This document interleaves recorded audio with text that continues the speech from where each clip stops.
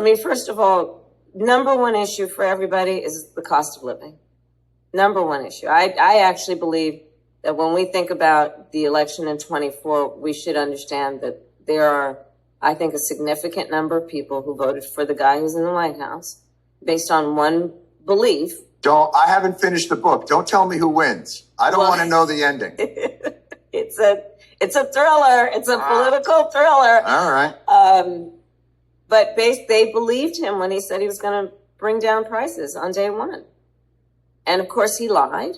You know, inflation is up, unemployment is up, the cost of food is up. But one of the things that I'm hearing is that number one concern, especially for people under the age of 40, is the cost of not only groceries, but housing, a real concern about the future of work in terms of technology.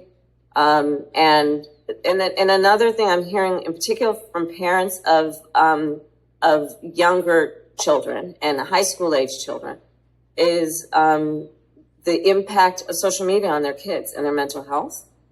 And then for every parent or anyone who's parenting a child, affordable childcare is a huge, huge issue. I mean, I campaigned on that issue. I believe probably that, and then what I intended to do, which is have Medicare cover home health care for people, especially in the sandwich generation, who are raising young children and taking care of their parents.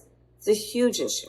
Is any of that markedly different from what you would imagine? I mean, I would imagine what you're laying out in some respects is what you would have been laying out in 2020 when you guys were running, and kind of as you went along in terms of governing.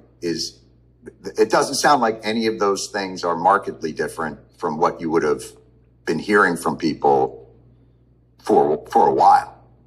Here's what I would have done differently in terms of our administration on this. Mm-hmm. I think what we did on infrastructure, what we did with the CHIPS Act, incredibly important in terms of job creation, in terms of making the United States the manufacturer for the world on this important commodity, chips.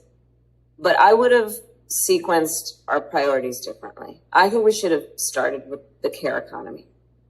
I think we should have started with our agenda around affordable childcare, which would have been at 7% of someone's income, extension of the child tax credit, which reduced child poverty by half in America, paid leave. During the pandemic you were talking about.